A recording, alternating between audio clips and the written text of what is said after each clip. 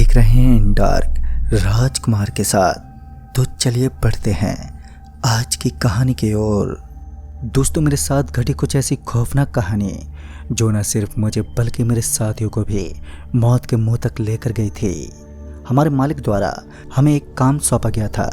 दरअसल हम 7 ड्राइवरों को अपने अपने ट्रक को लेकर रात के समय ही डिलीवरी करनी पड़ती, क्योंकि हमारे अंदर वो तजुर्बा था जिसके कारण हम लोगों को डर और खौफ का कोई अंदाज़ा तक नहीं होता। हम बेखौफ होकर आराम से ट्रक ड्राइव करते हैं और रात के सफ़र का आनंद भी लेते हैं। और हम सभी ड्राइवर के साथ एक एक हेल्पर भी काम करता था। और आज एक बार फिर हमें एक बहुत लंबी डिलीवरी करनी थी। शायद ये आज तक की सबसे बड़ी डिलीवरी थी। इस बार हमें जम्मू के लिए निकलना था। जम्मू जो हमारे यहाँ से बेहद दूर था। हमें इस काम को पूरा करने के लिए तकरीबन 6 दिन का वक्त लगने वाला था। फिर हम सब भी चल पड़े। एक तो आतंकवादियों से घिरा हुआ वो इलाका बड़ा ही वीरान लगता था। ऊपर से हमें इस बात का डर था कि कहीं कोई हमारे ऊपर हमला ना कर दे, क्योंकि वहाँ ट्रक ड्राइवर पर हमले की बात कुछ ज़्यादा ही सामने आती है। लेकिन एक बार फिर हम बेफिक्र होकर अपने ट्रक को ड्राइव करते हुए आगे की तरफ बढ़ने लगे। कहते हैं जब इंसान हद से ज़्यादा बेफिक्र होने लगता है तो उसके साथ कुछ ऐसी अनहोनी अवश्य होती ही है जो उसे इस बात का एहसास करवा देती है कि उसने जो भी किया वो बहुत गलत था। दूर दूर तक शराब का कोई नामो निशान नहीं था और बिना घूंट लिए आगे बढ़ना हमारे लिए बिना कदमों के चलने जैसा था। मेरे एक साथी ड्राइवर का फ़ोन आया जो इस समय सबसे आगे चल रहा था। उसने कहा, अरे भाई, आगे ठेका नज़र आ रहा है और यहीं पर इकट्ठा होकर सब लोग एंजॉय करते हैं। पूरे दिन की भागदौड़ की वजह से शाम को थोड़ी बहुत पी लेना हमारे लिए बिल्कुल गलत नहीं था, क्योंकि हम सभी मजदूरी करते करते बुरी तरह थक जाते थे। अपने दोस्त की बात मानकर मैंने सभी ट्रकों को ओवरटेक कर दिया और आगे निकल गया। और आगे निकलने के बाद मैं सबसे पहले उसके पास पहुंचा तो वो पहले से ही तैयार था। उसने अपने हाथ में एक बोतल पकड़ रखी थी और फिर हम सभी उसी ढाबे के सामने बैठकर आराम से पीने लगे। लेकिन इसी बीच उस ढाबे वाले ने कहा, अरे ओ बाबू साहब, आगे इन चीज़ों को मत लेकर जाना, वरना आप जानते नहीं हो जम्मू की घाटियों में कुछ ऐसी चीज़ें भी रहती हैं जो इन चीज़ों की प्यासी होती हैं। मैं उस मूर्ख दुकान वाले की बातों को सुनकर थोड़ा सा हंसता हुआ बोला, अरे ओ भाई साहब, आपको चिंता करने की ज़रूरत नहीं है, हम हैं ना, हम सब कुछ संभाल लेंगे, आप बस हमें जो मांगते हैं वो देते रहें। शायद उस ढाबे वाले को सबसे ज़्यादा एलर्जी मेरी ही बातों से थी। उसने एक लफ्ज़ भी नहीं बोला और थोड़ी देर रुकने के बाद कहा, तुम सभी को अपनी मौत को आमंत्रण देना है। एक पल के लिए तो मैं उस ढाबे वाले से लड़ने को तैयार था, लेकिन मेरे साथी ड्राइवर ने मुझे ऐसा करने से रोक दिया और फिर सभी अपने अपने ट्रक में दाखिल हो गए। ट्रक में बैठने के बाद सभी ने एक एक बोतल अपनी सीट के नीचे दबा ली, जिससे कि देर रात जब हम थकावट महसूस करें तो इसे एक दवा के रूप में ग्रहण कर लें। दोस्तों, उस समय मुझे एहसास नहीं था, लेकिन जब मैं आज पीछे मुड़कर देखता हूँ तो मुझे भी याद आता है कि नशा कितनी गंदी चीज़ थी जो इंसान को पूरी तरह डुबा देती है। नशा एक ऐसी गंदी चीज़ है जो इंसान को न केवल उसकी ज़िंदगी बर्बाद कर देती है, साथ ही वो ऐसे सबक भी सिखाती है जिसके बारे में इंसान सोच भी नहीं सकता। मेरी ट्रक एक अच्छी खासी रफ्तार के साथ आगे की तरफ बढ़ रही थी। मेरा खलासी जो मेरे बगल वाली सीट पर बैठा था और वो भी अच्छा खासा ड्राइवर था। इस समय मैं थोड़ी बहुत थकावट का आभास कर रहा था तो मैंने अपने खलासी को स्टीयरिंग पर बैठने को कहा। और वो एक नया ड्राइवर था तो उसे ट्रक चलाने का काफ़ी उतावलापन भी रहता था, या फिर यूँ कहें कि उसे ट्रक चलाने में आनंद आता था। लिहाजा वो स्टीयरिंग सीट पर बैठ गया और ट्रक ड्राइव करने लगा। एक बार फिर नेशनल हाईवे पर ट्रक अच्छी खासी रफ्तार में दौड़ने लगे। अभी मेरे फ़ोन की घंटी बजी और जब मैंने फ़ोन उठाया तो मुझे पता चला कि आगे से रास्ता बंद है। ऐसा नहीं था कि उस रास्ते को किसी सरकार के अधिकारी द्वारा बंद कराया गया था, बल्कि पेड़ों की कुछ शाखाएं टूटकर सड़क के बीचों बीच पड़ चुकी थी, जिस कारण एक आम इंसान द्वारा उन्हें हिला पाना लगभग असंभव जैसा लग रहा था। फिर हम सभी ट्रक ड्राइवर उस जगह पर पहुंचे। उस वक्त हम 10 से भी ज़्यादा लोग थे, जिस वजह से हमने किसी तरह उन शाखाओं को हिलाया और आगे का रास्ता साफ किया। सामने की ओर एक विशाल का जंगल था। एक ऐसा घना जंगल जिसके अंदर से एक सड़क गुजर रही थी और साथ ही ट्रक की हल्की हल्की रोशनी भी उस जंगल को जगमगा रही थी। जैसे ही ट्रक उस जंगल के अंदर दाखिल हुई तो ट्रक के गूंजने की आवाज़ आसपास के इलाके में भी साफ साफ सुनाई दी और इससे ये जाहिर हो रहा था कि ये जंगल कितना ज़्यादा वीरान है। उस जंगल के अंदर कुछ पेड़ तो पूरी तरह सूख चुके थे तो कुछ की हरियाली इतनी ज़्यादा थी कि उनकी छांव के नीचे पानी भी ना गिर सके।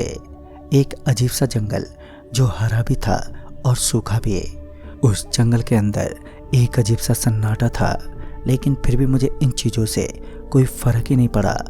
ऐसे ही चलते चलते जब मैं ट्रक की विंडो से थोड़ा बाहर देख रहा था तो अचानक ही मुझे एक बरगद के पेड़ के ऊपर कोई दिखाई दिया जिसकी आंखें बेहद तेज गति के साथ चमक रही थी। उसकी चमकीली आंखों को देखकर मैं थोड़ा सा सहम गया, क्योंकि आज से पहले मैंने कभी भी ना ही तो कोई ऐसा जानवर देखा था और ना ही मैंने कोई ऐसा परिंदा जिसकी दोनों आंखें चमक रही हों। ये सच में थोड़ा अजीब था। फिर मुझे लगा कि शायद हेडलाइट की रोशनी जैसे ही उसकी आंखों पर पड़ रही होगी तो उसकी आंखें चमक रही हैं, और यही सोचकर मैंने नज़रअंदाज कर दिया। उस जोरदार सन्नाटे के बीच मेरा खलासी जो इस वक्त ड्राइव कर रहा था, अब उसके हाथ पैर कँपकँपाने लगे और ऐसा लग रहा था मानो उसने कुछ बहुत डरावना देख लिया हो। उसके शरीर में बड़ी ही जोरदार सनसनी सी मची हुई थी और उसका गला अब बैठ चुका था। वो कुछ बोलना तो चाहता था लेकिन बोल पाने में सक्षम नहीं था। मैंने मौके पर ही उसके शरीर को जांच लिया और फिर मुझे ये ज्ञात हुआ कि असल में उसने किसी भूत जैसी चीज़ को देखा है। तो मैंने उसे साइड वाली सीट पर बैठा दिया और खुद ड्राइव करने लगा, क्योंकि एक बड़ा अद्भुत जंगल था। एक ऐसा जंगल जिसके अंदर आज हम पहली बार सफ़र कर रहे थे और साथ ही हम अपनी ज़िंदगी में पहली बार कोई ऐसा जंगल देख रहे थे जिसके अंदर सड़क भी सही सलामत थी, लेकिन उसके अंदर से गुजरने वाली गाड़ी में साधनों की बहुत ही ज़्यादा कमी थी। इतने में हमारी ट्रक के करीब से कोई बेहद तेज गति के साथ एकदम से गुजर गया। ये कोई दूसरी ट्रक तो नहीं थी, लेकिन इतना कन्फर्म था कि जो भी था बड़ा ही तेज और अचंभित करने वाला था।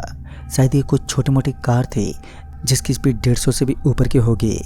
तभी मैंने विंडो से अपना चेहरा बाहर निकाला और बाहर की तरफ देखने लगा, लेकिन मुझे ज्ञात नहीं हुआ कि असल में वो क्या चीज़ थी जो इतनी तेज स्पीड से निकल गई।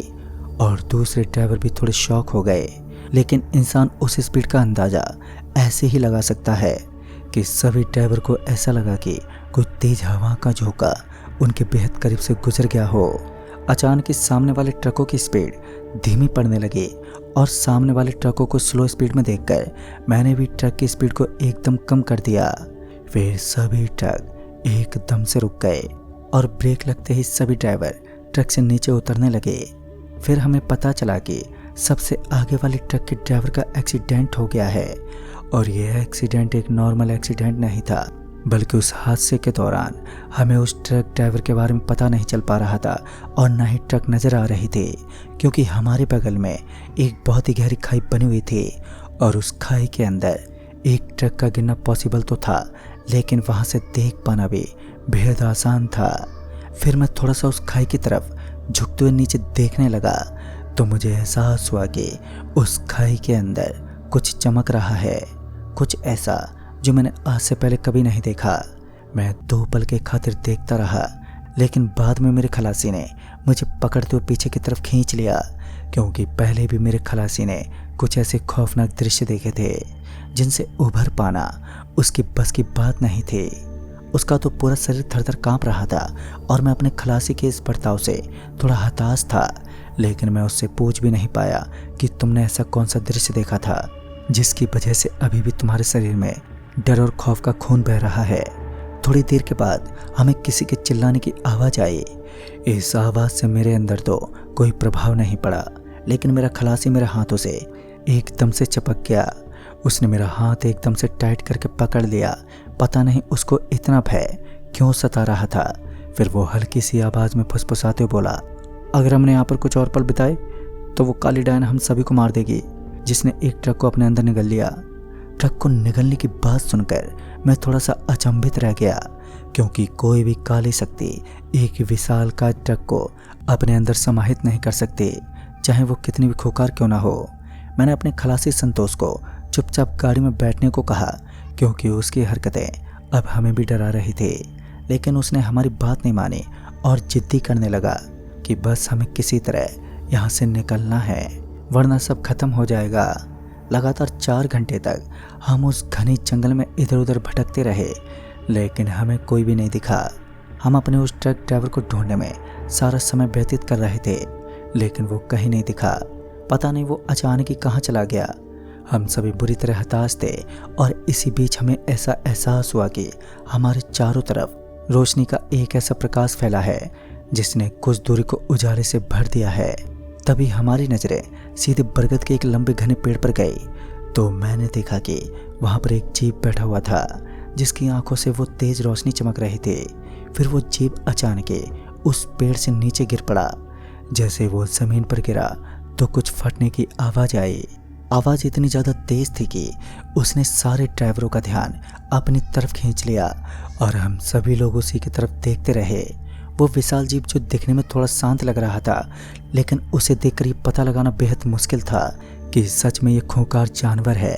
हम सभी की दृष्टि से वो एक शांत और सुशील जानवर था। हमें लगा वो एक दिव्य शक्ति है, लेकिन कुछ जानवरों के अंदर इतनी अद्भुत शक्तियां होती हैं कि वो अपने रूप के साथ साथ अपने अंदर से तेज रोशनी का भी संचार करते हैं और लोगों को माया जाल में फंसा लेते हैं। और उसी दौरान मैंने अपनी दृष्टि को दूसरी तरफ फेर लिया, लेकिन फिर मुझे ऐसा एहसास हुआ कि सभी ड्राइवर अपना आपा खो बैठे हैं और उस जानवर की तरफ बढ़ रहे हैं। यानी कि जो मैंने सोचा था असल में वही हुआ। ये एक मायावी भ्रम था जिसने काफ़ी देर से सभी लोगों को अपने माया जाल में फंसा रखा था। मैंने सभी को होश दिलाया और होश में आने के बाद मैंने उन सभी को अपनी अपनी आंखों के ऊपर हाथ देने को कहा, वरना आज हम सभी मायावी शक्तियों के एक ऐसे जाल में फंसने वाले थे जहां से बचना नामुमकिन होता है। अब उसने ये साबित कर दिया था कि वो कोई दिव्य शक्ति नहीं बल्कि एक डरावनी और खौफनाक मायावी ताकत है। फिर जो हुआ उसकी कल्पना मैंने अपने सपने में भी नहीं की थी। दरअसल मैंने देखा कि अब उसका पूरा का पूरा हुलिया बदलने लगा और उसने हमारे एक दोस्त का रूप धारण कर लिया। उसका रंग और रूप देखकर ये साफ ज्ञात हो रहा था कि हमारे सामने साक्षात हमारी मौत खड़ी है। उसके पीछे की तरफ वो ट्रक पड़ी थी जो अब जलकर खाक हो चुकी थी। ये तो तय था कि अब हम सभी का बचना मुश्किल था, लेकिन हमें ये समझ ही नहीं आ रहा था कि हमारे सामने जो खड़ा है असल में वो हमारा दोस्त है। सभी ट्रक ड्राइवर गुस्से से लाल हो गए और उन्होंने उसके ऊपर पत्थरबाजी करना शुरू कर दिया। लेकिन एक मायावी शक्ति को इन चीज़ों से भला क्या असर पड़ सकता है। उसके चेहरे से एक हल्की सी मुस्कुराहट झलकती रही और वो हमारी तरफ देखता रहा और पत्थरों का तो जैसे उसके शरीर पर तो कोई असर ही नहीं था। हम तो स्वयं मौत को चढ़ा रहे थे। फिर उसने अपने ही कदम से वहाँ के पूरे इलाके को हिला दिया। उसके कदम पटकते ही जमीन थरथर कांप उठी। हमें ऐसा लगा मानो जमीन के अंदर भूकंप हुआ हो। उस नॉर्मल इंसान जैसे दिखने वाले मनुष्य की इतनी शक्ति देख हमारे तो होश ही उड़ गए। अब हमें समझ आ रहा था कि हमारा पाला किससे पड़ा है। तभी मैं हल्का सा पीछे हटा और ट्रक में बैठ गया, क्योंकि इस समय तो हमारे लिए सबसे सुरक्षित स्थान हमारी ट्रक ही थी। मैंने ट्रक स्टार्ट की और बिना कुछ सोचे समझे ट्रक का गियर डाल दिया और लगातार स्पीड से उन जंगलों के बीचों बीच से मैं तुरंत ही गुजरने लगा।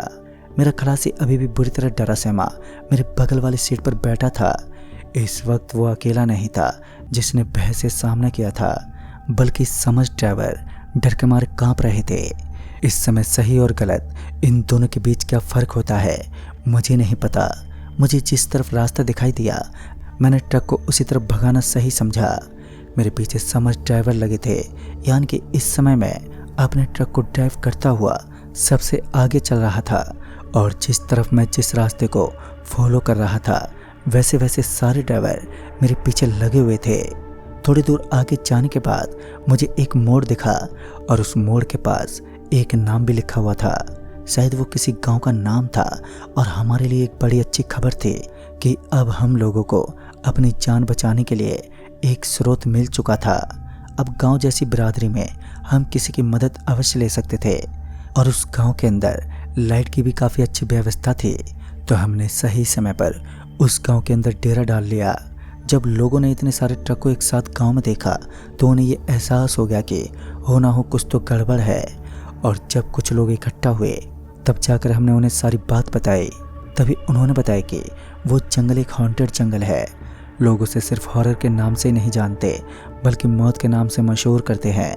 कहते हैं शाम के 6 बजने के बाद उस जंगल में इतनी काली शक्तियाँ भटकती हैं कि लोग उस जंगल के करीब जाने पर भी कतरा जाते हैं। कहते हैं सालों पहले उस जंगल के अंदर कुछ लकड़हारे मारे गए जिनके बाद उनकी आत्मा मायावी शक्तियों का रूप ले चुकी है। एक ऐसी प्रचंड मायावी शक्ति जिसने उस जंगल को अपने घेरे में डाल रखा है। कहते हैं वहाँ केवल एक शक्ति निवास नहीं करती बल्कि भूतों का पूरा झुंड ही रहता है। दोस्तों जब हमने उस साथी ड्राइवर के बारे में बताया तो उनका कहना था कि अब वो ट्रक जल चुकी है और आपका साथी उनका खाना बन चुका है। अब वो आपको नहीं मिलेगा। लेकिन हम उनके कहने मात्र से कहाँ पर मानने वाले थे। दूसरे दिन सुबह हुई तो हमने अपने दोस्त को जंगल के हर कोने में ढूंढ लिया लेकिन वो कहीं नहीं मिला। साथ ही उसकी जली खली ट्रक भी वहाँ से गायब थी। पर आज इस कहानी को तकरीबन 7 साल बीत चुके हैं लेकिन ना ही तो आज तक हमें हमारे दोस्त का कोई ठिकाना मिला और ना ही उस ट्रक का जो वो ड्राइव करता था। और इसीलिए कहते हैं हमें कभी कभी अपने साथियों की बातों को भी मान लेना चाहिए। क्या पता उनके मुंह से कौन सी सच्चाई निकल जाए। तो दोस्तों इस कहानी में बस इतना ही। तब तक के लिए बाय एंड टेक केयर।